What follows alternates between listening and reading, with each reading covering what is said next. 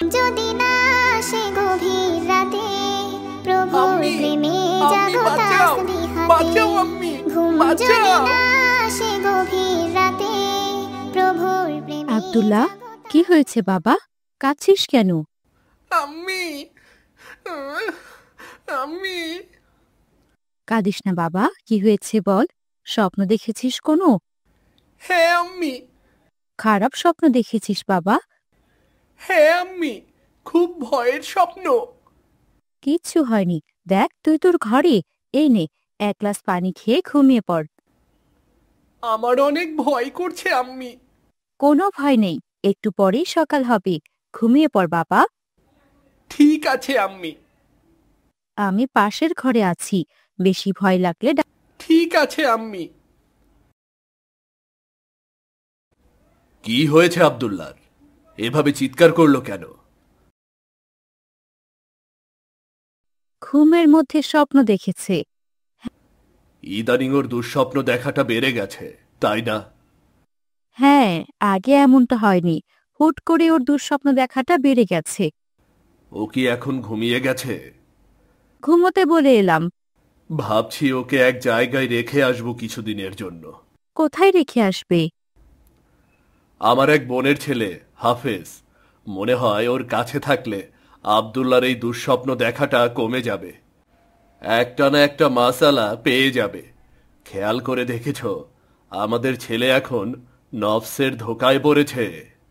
হ্যাঁ, সবই খেয়াল করেছি। তোমার যদি মনে হয় ওখানে গেলে আব্দুল্লাহ ঠিক হবে, তাহলে কালকেই ওকে রেখে এসো। ঠিক আছে, আমি কাল ওকে নিয়ে গিয়ে রেখে আসব। ঠিক আছে। আসসালামু আলাইকুম আম্মি। ওয়ালাইকুম আসসালাম। আমায় সকালের খাবার দাও, স্কুলের দেরি হয়ে যাচ্ছে। খাবার দিচ্ছি, কিন্তু তোকে স্কুলে যেতে হবে না আজকে। কেন আম্মি? স্কুলে কেন যাব না? স্কুল তো বন্ধ হয়নি, খোলাই আছে। সব জানি, তোর বাবা আজকে তোকে এক জায়গায় নিয়ে যাবে, তাই স্কুলে যেতে হবে না। বাবা আমায় ঘুরতে নিয়ে যাবে আম্মি?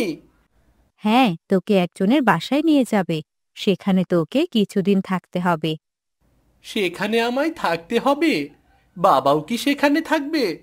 না, তোর বাবা সেখানে থাকলে কাজ করবে কে? তাহলে আমাকে একা কেন সেখানে রেখে আসবে? আমি কেন সেখানে গিয়ে থাকব? আমি তো সেই লোককে চিনিও না। তোর বাবা পরিচয় করিয়ে দেবে। কি হয়েছে? কি নিয়ে এত কথা বলছো? বাবা, তুমি আমায় কোথায় নিয়ে যাবে আজকে? তোমার এক ভাইয়ের বাসায়। সেখানে আমায় রেখে আসবে কেন? আমি কেন একজন অপরিচিত লোকের কাছে থাকব? তোমার ভালোর জন্যই সেখানে রেখে আসব। উনি একজন বড় হাফেজ, ওনার সাথে থাকলে তোমারই ভালো। এখন তাড়াতাড়ি খেয়ে নাও, ট্রেন ধরতে হবে তো। আব্দুল্লাহ ও তার বাবা বেরিয়ে পড়ে। বেশ কয়েক ঘন্টা সফর করে তারা হাফেজের বাসায় পৌঁছায়। আসসালামু আলাইকুম। আমি অনেকক্ষণ ধরে অপেক্ষা করছি আপনাদের জন্য। ওয়ালাইকুম আসসালাম। শুনে ভালো লাগলো বাবা। চলুন তবে বাসার দিকে যাই। তোমাদের গ্রামটা অনেক সুন্দর, মাশাআল্লাহ। আল্লাহর সৃষ্টি সবকিছুই সুন্দর। চলুন, আমার বাড়ি খুব কাছেই। চলো চলো।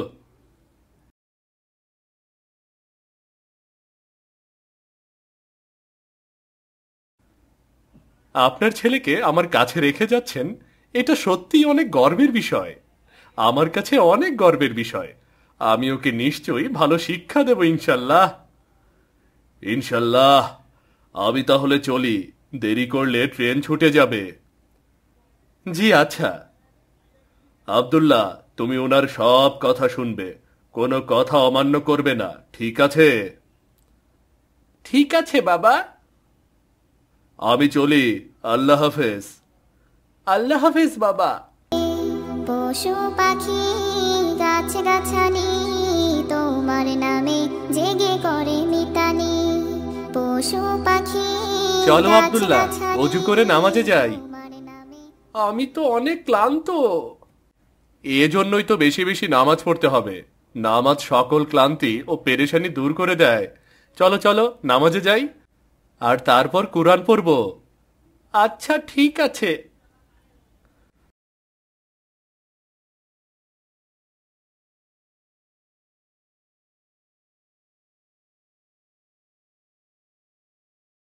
এই হলো তোমার বিছানা, এখানে তুমি থাকবে আর আমি পাশের ঘরে থাকব। ঠিক আছে। তুমি তাহলে ঘুমিয়ে পড়ো, কাল ফজরের নামাজ একসাথে পড়ব ইনশাল্লাহ। ইনশাল্লাহ। আব্দুল্লাহ ঘুমিয়ে পড়ে। রাত গভীর হতেই আব্দুল্লাহ চিৎকার করে ওঠে।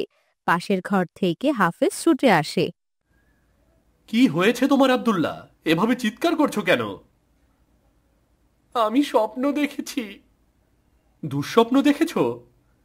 জি, প্রতি রাতে এমন দুঃস্বপ্ন দেখি আমি। শোয়ার আগে আয়াতুল কুরসি পড়েছো? না তো, আয়াতুল কুরসি তো পড়ি না কোনোদিন। এটাই তো ভুল করেছো। প্রতিদিন রাতে আয়াতুল কুরসি পড়লে রাতে কোনো রকম দুঃস্বপ্ন আসে না। চলো চলো, এক্ষুনি আয়াতুল কুরসি পড়ো, চলো চলো। বিসমিল্লাহির রহমানির রহিম।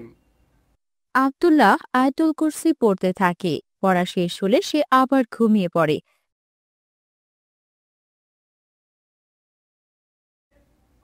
আসসালামু আলাইকুম হাফিজ সাহেব। ওয়ালাইকুম আসসালাম। কি খবর আব্দুল্লাহ, রাতে আর কোনো দুঃস্বপ্ন দেখেছ? না হাফিজ সাহেব, প্রতিদিন আমি দুঃস্বপ্ন দেখি। রাতে 2-3 বার করে চিৎকার করে উঠি। কাল আয়াতুল কুরসি পড়ার পর আমি আর কোনো দুঃস্বপ্ন দেখিনি। আয়াতুল কুরসি কুরআনের সবচেয়ে উত্তম আয়াত। আমাদের প্রিয় নবী এটিকে কুরআনের সবচাইতে বড় ও গুরুত্বপূর্ণ আয়াত বলেছেন। এর আর কোনো ফজিলত নেই? অসংখ্য ফজিলত আছে। হযরত মুহাম্মদ সাল্লাল্লাহু ওয়াসাল্লাম বলেছেন, যে ব্যক্তি প্রত্যেক ফজর সালাদের পর আয়াতুল কুরসি নিয়মিতভাবে পাঠ করে তার জন্য বেহেশতে প্রবেশের পথে একমাত্র অন্তরায় হলো মৃত্যু। বুঝেছ কত ফজিলতের? এই ফজিলতগুলো তো আমার অজানা ছিল। এছাড়া আয়াতুল কুরসি পাঠ করলে শয়তান আর কোনো ক্ষতি করতে পারে না, শয়তানের কাছ থেকে মুক্তি পাওয়া যায়। প্রতিদিন ফরজ সালাতের পর পড়তে হলে আমার তো নিয়মিত সালাত আদায় করতে হবে। অবশ্যই।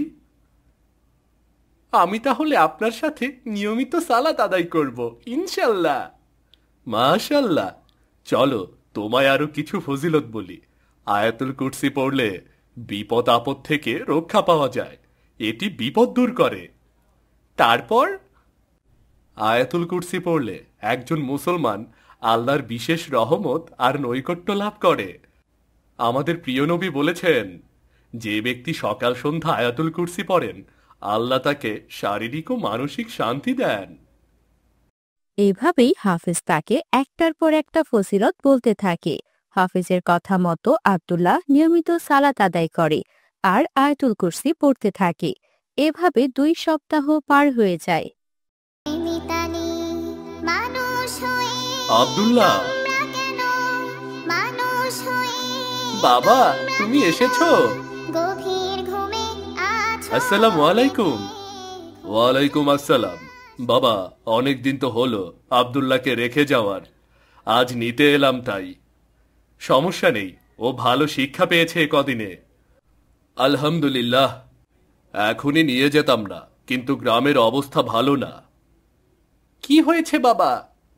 সবার বাড়িতে চুরি হচ্ছে, তোমার মা একা বাসায় থাকে, আমাকেও দেরি করে ফিরতে হয়। হাসছো কেন? আমাদের বাসায় চুরি হবে না বাবা। কেন হবে না? হাফেজ সাহেব বলেছেন আয়াতুল কুরসি পড়লে বিপদ থেকে রক্ষা পাওয়া যায়, এমনকি চুরি থেকেও। আমি, আম্মি আর তুমি মিলে সবাই যদি আয়াতুল কুরসি পড়ি ইনশাল্লাহ চুরি হবে না। বাহ, অনেক কিছু শিখেছ। শুধু তাই নয়, আব্দুল্লাহ 5 ওয়াক্ত নামাজও পড়ে। মাশাল্লাহ। বাবা চলো, তোমায় যেতে যেতে আয়াতুল কুরসির ফজিলত বলবো, সবাইকে বলবো। ইনশাল্লাহ শুনবো সব। চলো বাবা। আর বাবা, তোমার ওপর অনেক কৃতজ্ঞতা। প্রভু সবই আল্লাহর অশেষ দয়া। আল্লাহ হাফেজ। ঘুম যদি না আসে গভীর রাতে। তবে রে, তোদের এত বড় সাহস! এই, আপনি দাঁড়িয়ে থেকে কি দেখছেন? হ্যাঁ, এই যে লাঠি, এই লাঠি দিয়ে ওদের উচিত শিক্ষা দেন। চাচা, আমাদের মারবেন না, আমরা চলে যাচ্ছি। লাগছে চাচা, আমাদের মাফ করুন।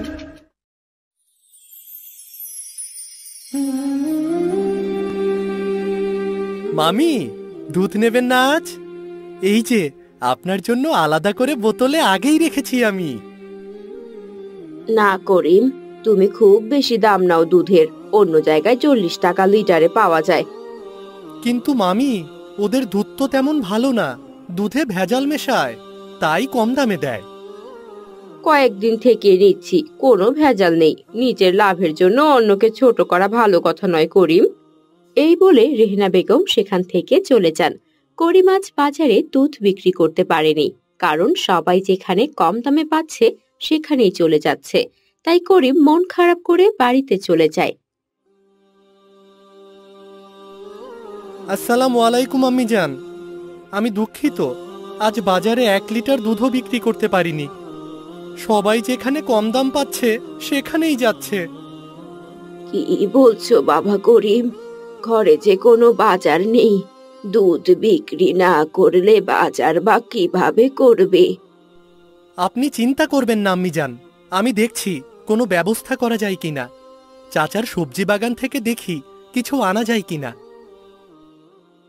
এই বলে করিম তার চাচার বাড়িতে গেল।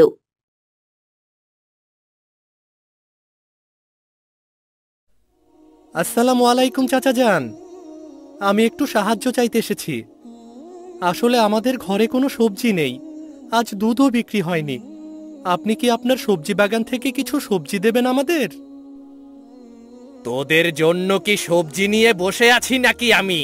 যা তো, আমার বাগানে কোনো সবজি নেই তোকে দেওয়ার মতো, যা এখান থেকে।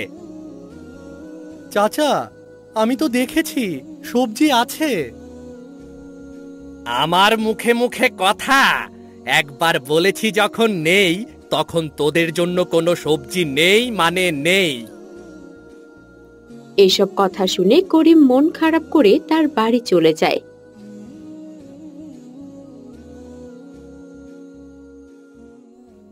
আম্মি জান, চাচাদের বাগানে তো কোনো সবজি নেই।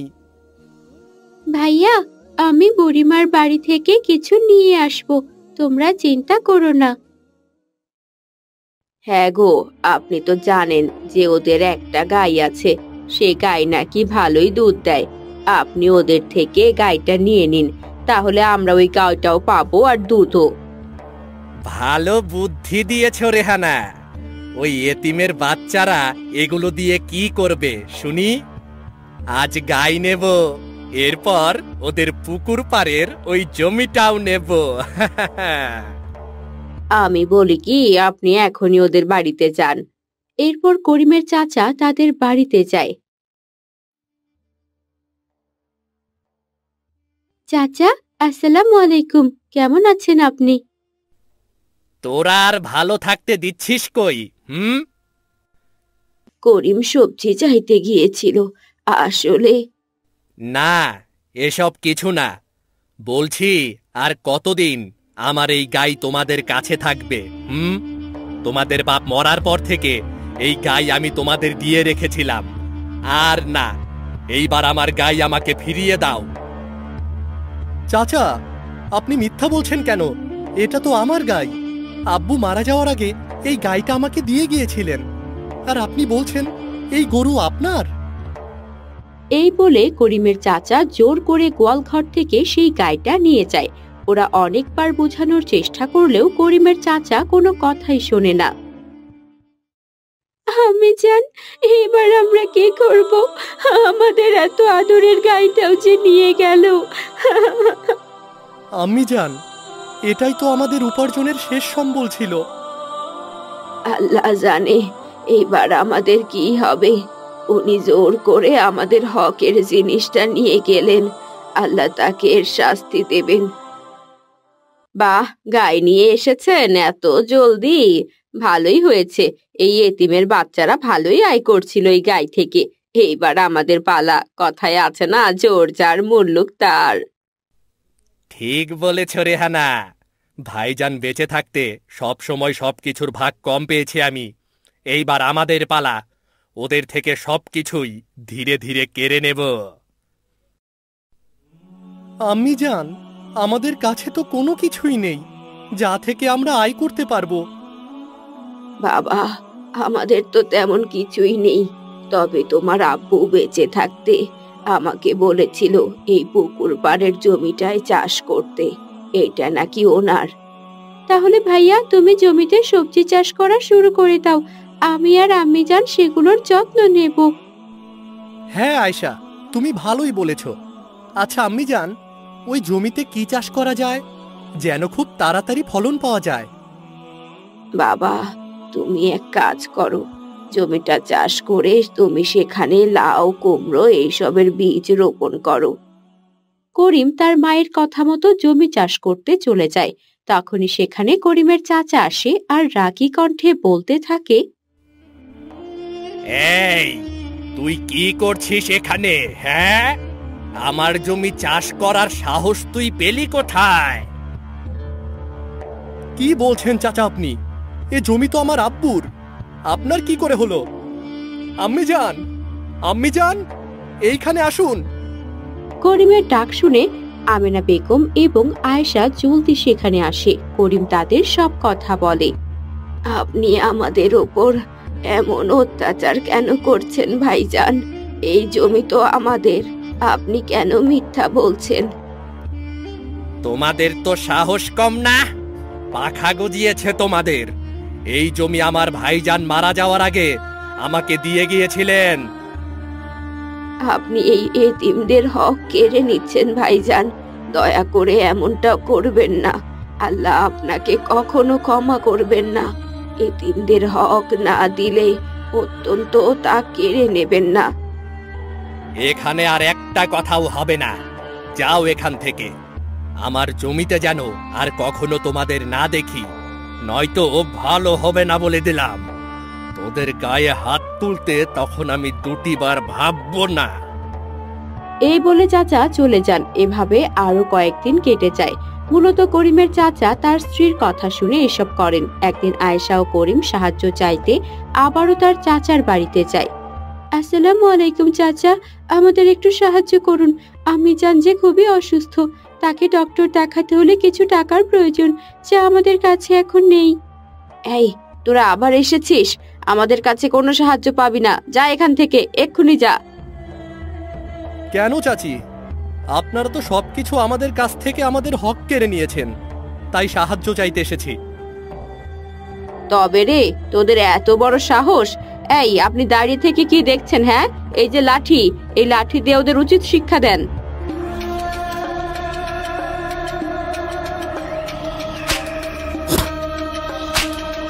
চাচা, আমাদের মারবেন না, আমরা চলে যাচ্ছি।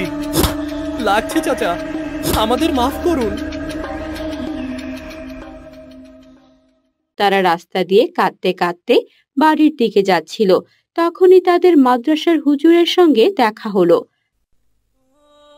এ কি আয়েশা, করিম, তোমাদের এমন অবস্থা কেন? আর তোমরা কাঁদছই বা কেন? কি হয়েছে বলো আমাকে।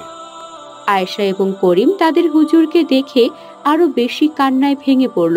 এরপর কোনো রকমে তারা সবকিছু হুজুরকে খুলে বলল।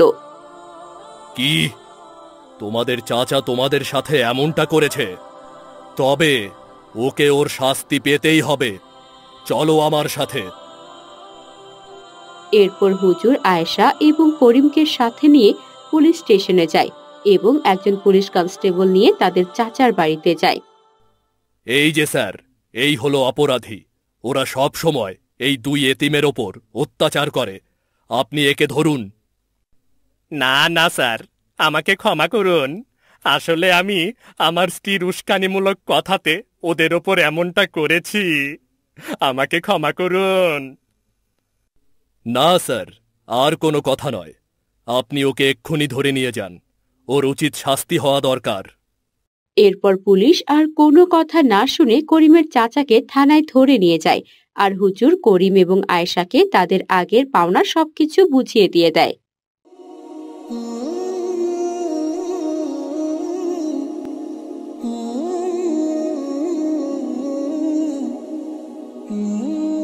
বাবা আব্দুল্লাহ, কি করছো তুমি?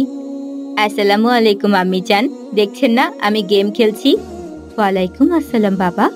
হ্যাঁ, তা তো আমি খুব ভালোভাবেই দেখতে পাচ্ছি। দেখো, আয়েশা পড়তে বসেছে, তুমি বসে সময় অপচয় করছো কেন? তুমিও পড়তে বসো। আমি এখন পড়তে বসবো না, আমার এখন পড়তে ইচ্ছে হচ্ছে না। আচ্ছা ঠিক আছে, এসো তোমরা সকালের নাস্তা করে নাও। মা আয়েশা, তুমিও এসো, আগে সকালের নাস্তা করে নাও। জি আম্মি জান, আমি এখনই আসছি।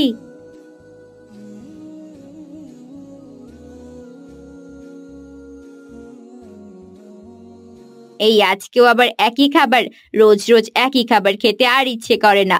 আম্মি জান, আপনি কি আমার জন্য অন্য কিছু বানাতে পারেন না?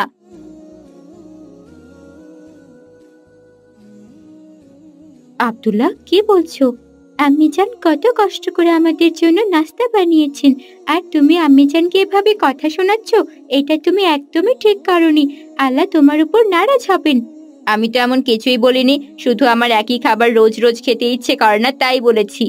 আব্দুল্লাহ, তুমি আর কখনো আম্মিজানকে এভাবে কষ্ট দিয়ে কথা বলবে না। তুমি কি জানো, কোনো সন্তান যদি মা বাবাকে কষ্ট দিয়ে কথা বলে কিংবা কোনো কারণে মা বাবার মনে আঘাত করে এবং তার জন্য বাবা মায়ের চোখ থেকে পানি পড়ে, তাহলে সেই সন্তান কখনো জান্নাতে প্রবেশ করতে পারবে না। আমি দুঃখিত, আমি আর কখনোই আম্মিজানের সঙ্গে এভাবে কথা বলবো না। আমি এই বিষয়ে জানতাম না।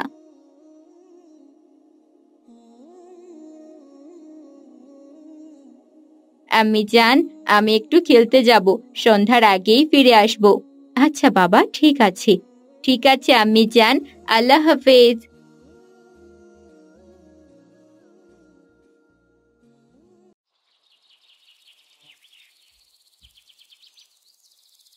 এই রিফাত, দেখো ওখানে একটা বিড়াল পড়ে আছে, চলো আমরা এই বিড়ালটির সাথে খেলি। হ্যাঁ তাই তো, এই চলো চলো, ওকে আমরা একটা দড়ি দিয়ে বেঁধে এরপর ওকে নিয়ে খেলা করি। দেখছো দেখছো বিড়ালটা কি করছে?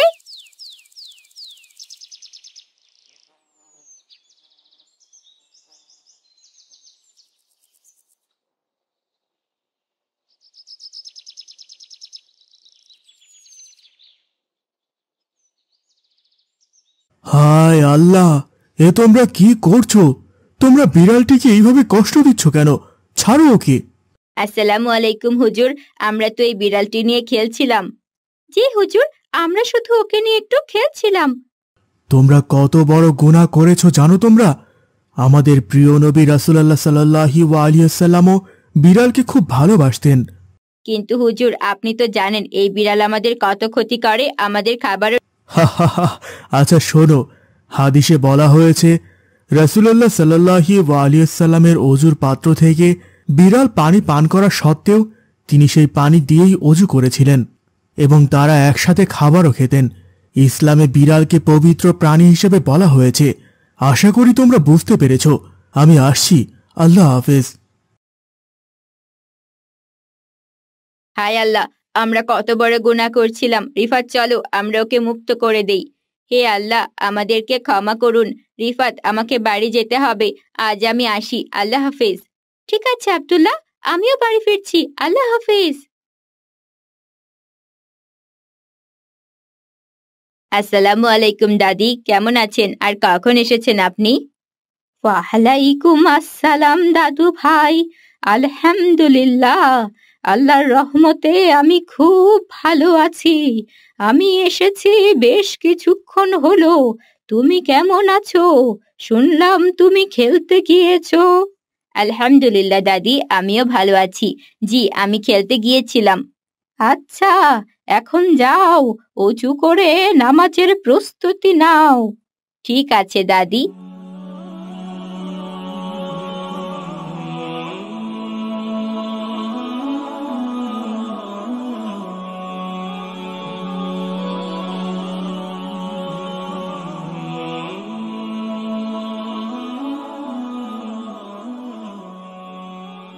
আলহামদুলিল্লাহ আম্মি জান, খুব ভালো হয়েছে খাবারটা। শুক্রিয়া মা আয়েশা, যাও এখন কিছুক্ষণ বিশ্রাম নিয়ে ঘুমিয়ে পড়ো, কাল তোমাদের মাদ্রাসায় যেতে হবে। ঠিক আছে আম্মি জান।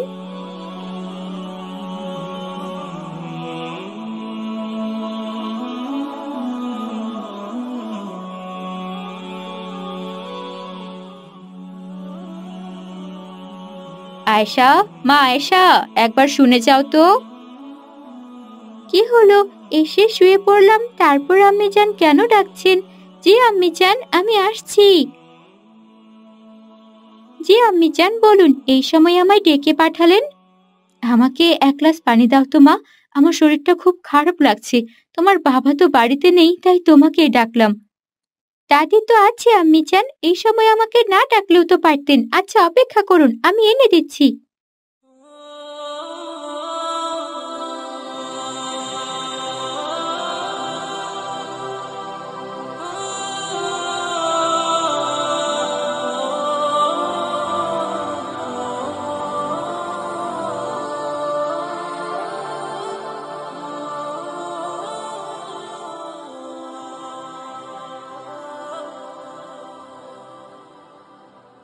ধুর, আমি প্রায় ঘুমিয়ে গিয়েছিলাম, আর আম্মি জান আমাকে ডেকে ঘুমটা ভাঙিয়ে দিল শুধু পানির জন্য। কি হয়েছে দাদু? তোমাকে দেখে মনে হচ্ছে রেগে আছো। আর বলবেন না দাদি, আম্মি জান সামান্য পানি খাওয়ার জন্য আমাকে ঘুম থেকে ডেকে তুললেন। এই জন্য তোমার মন খারাপ? আসো এখানে বসো, আমি তোমাকে একটা গল্প শোনাই। কি গল্প দাদি? এখন তো অনেক রাত। আহা, বসোই না। তুমি হযরত বায়েজিদ রাদিয়াল্লাহু আনহু এর গল্পটি শুনেছো?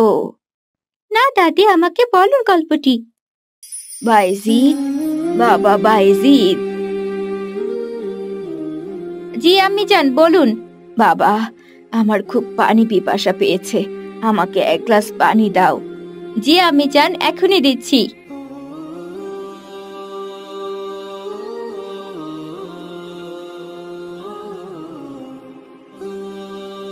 এরপর হযরত বায়েজিদ রাদিয়াল্লাহু আনহু তাআলা পানি আনতে গিয়ে দেখলেন তাদের ঘরে কোনো পানি নেই। তাই সে কিছুটা দূরের একটা কুয়া থেকে পানি নিয়ে আসলেন।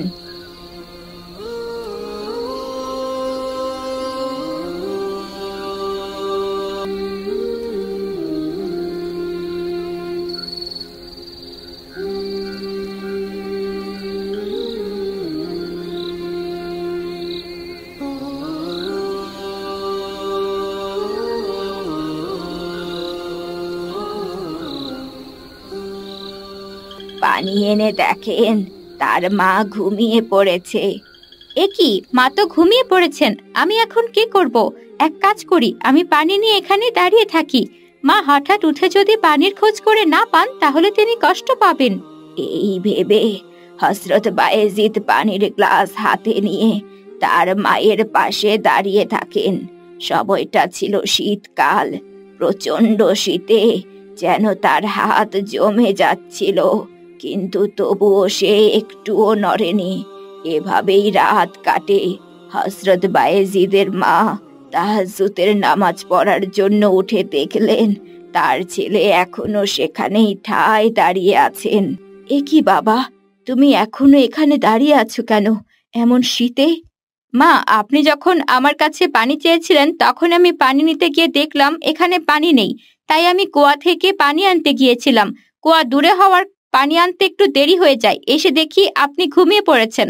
আপনাকে পানি পান করার জন্য ডাকিনি, কারণ আপনার ঘুম ভাঙলে কষ্ট হবে, আর যদি আপনার ঘুম ভেঙে গেলে পানি খুঁজে না পান, তাই আমি আপনার জাগার অপেক্ষায় দাঁড়িয়ে আছি। বাবা, তুমি আমার জন্য এই শীতে পুরো রাত জেগেছিলে? হে আল্লাহ, তোমার অনেক শুকরিয়া, তুমি আমাকে বায়েজিদের মতো সন্তান দিয়েছো। হযরত বায়েজিদের মা খুশি হয়ে তাহাজ্জুদের নামাজ পড়তে বসে আল্লাহর দরবারে দুহাত তুলে বলেন, হে আল্লাহ, আমার বায়েজিদকে সুলতানুল আরিফিন হিসেবে তোমার বন্ধুর দফতরে অতি মর্যাদার আসন প্রদান করো। আল্লাহ তার মায়ের দোয়া কবুল করেন। বাবা মা যদি আল্লাহর দরবারে তার সন্তানের জন্য হাত তুলে দোয়া করেন, তবে আল্লাহ তাআলা তা কখনোই ফিরিয়ে দেন না। আর এই দোয়ার জন্য অবশ্যই সন্তানকে বাবা মায়ের সঙ্গে ভালো আচরণ করতে হবে। মাশাআল্লাহ দাদি, কত সুন্দর গল্পটি। এই গল্পটি আমার সারা জীবনের ধারণা পরিবর্তন করবে ইনশাআল্লাহ। দাদি, আমি একটু আসছি।